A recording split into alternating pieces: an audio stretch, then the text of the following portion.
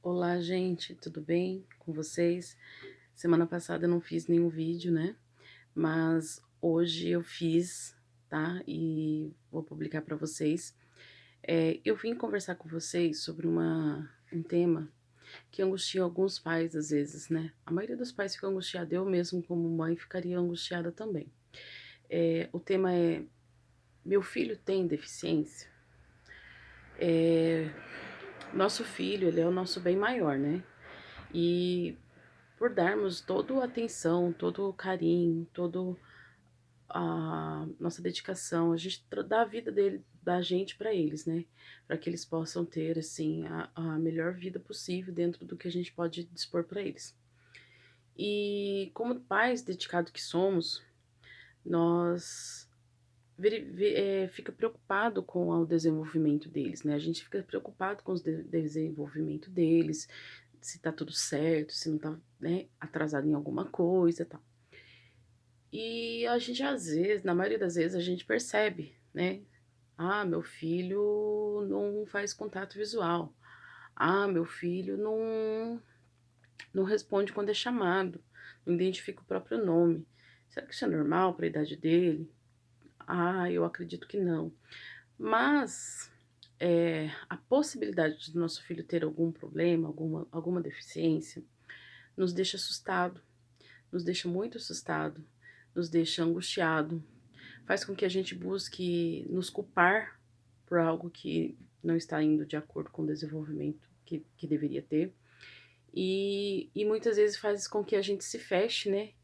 E não aceite essa condição da criança. E nós, eu como professora, vou dizer por mim, tá? Eu como professora fico muito assim triste, mas eu entendo os pais, tá? Eu entendo, porque eu sou mãe, eu tenho 3 filhos, né? O meu filho mais novo tem 2 anos, ele tem 2 anos, fez em março agora, e ele não falava quase nada, e isso me acendeu uma luzinha, né? E eu fiquei muito preocupada. Quando eu levei ele no pediatra, o pediatra falou assim: ó, mãe, já era pra ele estar falando assim, assim, assado. Ele não está. Eu vou encaminhar ele pro fono. Aquilo tirou um pouco o meu chão, né? Porque a gente, como professora, a gente não, né, trabalha o tempo todo, estimula e tal, e tipo, poxa, meu filho tá com, né, tá atrasado, tá ficando atrasado, por que será? Então, assim, eu realmente entendo que a gente fica mesmo angustiado, né, de saber que o nosso filho possa ter algum problema. E aí, ele começa a ir pra escola. E quando vai pra escola, a professora, no seu dia a dia, na maior parte das vezes, as crianças vão para creches, passam praticamente o dia todo lá, e a professora, com o seu tempo maior de observação, ela observa que tem algumas coisinhas que não estão indo da forma que deveria estar, né? E aí ela chama os pais para conversar. E quando a professora chama para conversa, a gente já vem com e ela começa a falar sobre o assunto, a gente já pensa assim, já começa a rodar assim na cabeça da gente. Que a gente já percebeu que tem alguma coisa errada, né? Eu tô fazendo a colinha aqui para eu não deixar de falar nada, tá, gente? É, pensar que que o meu filho possa ter alguma deficiência me angustia muito, me deixa muito para baixo. Procurar e a gente tende a procurar a culpa na gente mesmo. O que foi que eu deixei de fazer? O que foi que eu fiz? Será que comer tal coisa, fazer tal coisa na gestação, foi isso que aconteceu? A gente procura a culpa na gente, né? E a gente se culpa muito, principalmente as mães, a gente se culpa muito por isso. E muitas das vezes é, a gente tende a fazer de conta que não tem nada, que se a gente não percebe, se a gente não viu, não existe nenhum problema, então tá tudo bem. Só que, infelizmente, essa atitude da gente faz com que a gente atrapalhe o nosso filho, né? Porque a professora, quando ela nos questiona sobre como o nosso filho é em casa, né? Se ele brinca muito, se ele se interage com as pessoas, se quando chama pelo nome ele atende, né? E aí a professora vê que existe mesmo essa dificuldade, até os pais já perceberam que tem, aí ela sugere uma consulta com o pediatra para pedir para conversar com o pediatra, para ver o que o pediatra acha, para que ele possa abrir uma investigação com profissionais da área responsável para diagnosticar ou não alguma coisa na criança. Alguns pais ficam se sentem extremamente insultados pelo professor e acham que o professor tá de marcação, tá com preconceito com o filho dele, alguma coisa. Sempre assim, a gente tende a fazer isso, é do ser humano. A gente entende que é difícil a gente compreender que alguma coisa da gente não está bom, né? E é normal isso. Porém, o que a gente quer? É orientar esses pais de que existe sim um problema com as crianças e que essa dificuldade dessa criança, se não for trabalhada, se não for bem cuidada, né? Essa criança vai sofrer e vai sofrer bastante e cá pra nós. A gente como pai e mãe, a gente sabe que se a criança sofre, nós como pai e mãe a gente sofre junto, né? Então assim, é difícil sim pra gente, é muito difícil, mas assim, qual que é a realidade da professora? Ela já percebeu os sinais de que há algum problema, tá? Já percebeu ali, de acordo com o que ela vê no dia a dia dela. Qual é o segundo passo dela? Comunicar o corpo docente da escola, no caso a diretora e a orientação dos profissionais que tem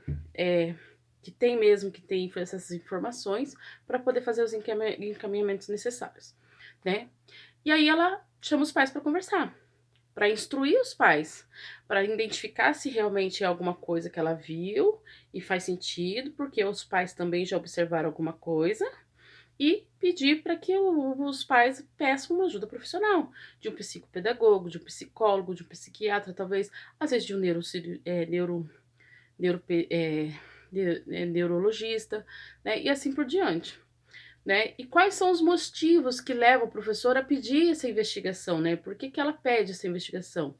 Para ela, a investigação é para comprovar ou não a suspeita da professora, tá? Se o laudo do médico vier negativo, ok, foi só uma suspeita e a suspeita foi descartada pelo profissional da área e serviu para que o professor tenha aprendido um pouco mais sobre as peculiaridades daquela criança, tá? Mesmo porque, se o professor não identifica um problema que uma criança tem, isso atrapalha e não consegue orientar os pais, isso atrapalha depois na vida futura da criança, da própria criança, do desenvolvimento escolar, do desenvolvimento pessoal dela, né, na vida da criança, tá? Se os pais não conseguiram identificar, o professor não conseguiu identificar, a criança vai ficando atrasada e muitas das vezes um problema que pode ser pequeno, aparentemente pequeno, se torna muito grande porque não foi identificado, diagnosticado, trabalhado, orientado desde muito pequeno para que fizesse ações para que aquela criança desenvolvesse bem as suas habilidades cognitivas e intelectuais, certo? E aí, o que o professor faz? Tendo um lado positivo, o que acontece? Abre um leque de possibilidades para o professor, para os pais, porque os pais irão fazer encaminhamentos para psicólogo, porque o pai e a mãe vai passar psicólogo, a criança vai passar psicólogo, e outros profissionais da área que vão orientar e ajudar no desenvolvimento dessa criança. E na escola, atividades diferenciadas para ela. Se a criança é uma criança que não precisa, normalmente, se a deficiência que a criança tem não necessita de uma pessoa ali do lado dela o tempo todo ajudando ela, mas a professora vai precisar de alguém para ajudar, porque é uma peculiaridade daquela criança. Então, como ela não tem só aquele aluno, ela vai precisar de uma pessoa para ajudar dentro de sala de aula para que ela desenvolva tanto com essa criança, o trabalho dela que ela precisa, como com as outras crianças. Porque um professor de pré-escola normalmente tem cerca de 20 a 25 alunos por sala, né? Então, assim, é muita coisa ao mesmo tempo que vai acontecer com essa criança, que vai ajudar ela no desenvolvimento dela, se for diagnosticado a tempo, para que ela possa se desenvolver, né? E o acompanhamento profissional, às vezes é uma medicação que a criança precisa tomar, que ela só vai conseguir tomar se ela tiver um acompanhamento médico do profissional da área. né? Busca por meios de dar autonomia para aquela criança, tanto em casa quanto na rua, quanto na escola, entendeu? Porque nós pais temos que pensar assim, nós criamos o filho para o mundo, e uma hora ou outra a gente pode vir faltar. Se a gente não der condições dessa criança sobreviver sozinha quando a gente não estiver aqui, ela vai sofrer, né? Isso sendo uma criança sem deficiência, como uma criança com deficiência. Se ela não souber se virar, ela vai sofrer.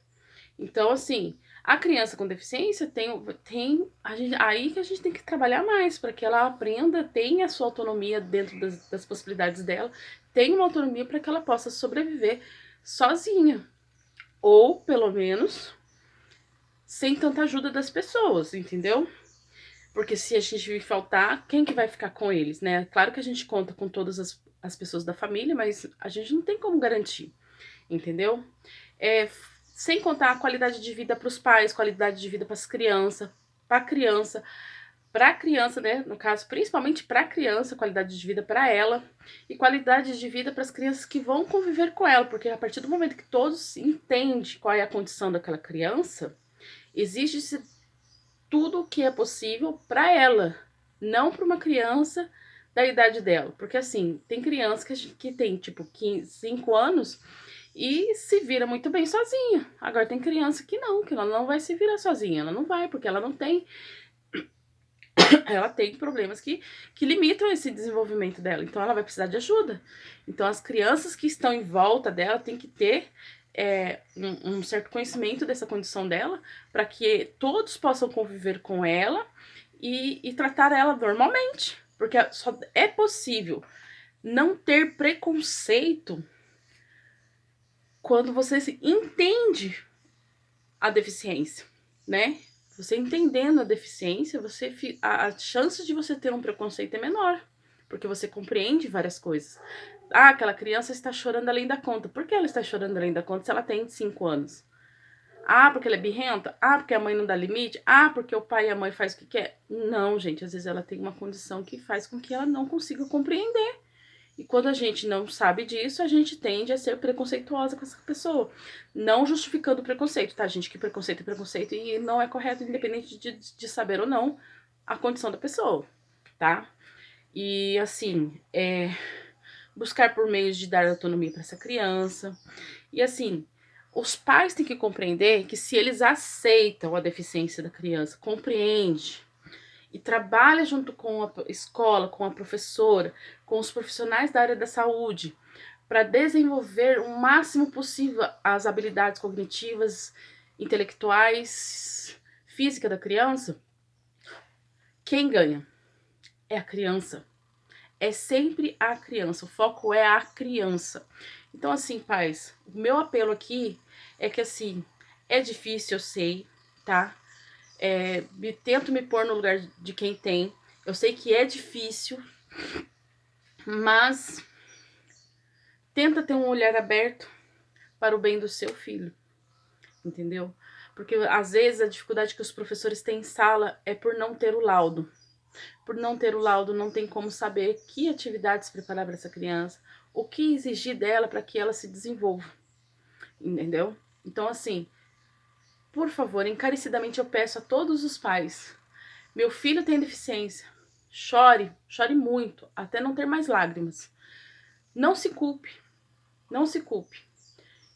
Busque a Deus e busque a ajuda profissional. Busque orientações com o professor. Ah, eu sei que meu filho tem, eu entendo, eu já aceitei, mas eu não sei onde buscar. Converse com o professor do seu filho. Com certeza ele vai saber dizer alguma coisa que te faça achar o caminho dessas pedras. Tá bom, gente? É esse o meu recado. Muito obrigada e até o próximo vídeo.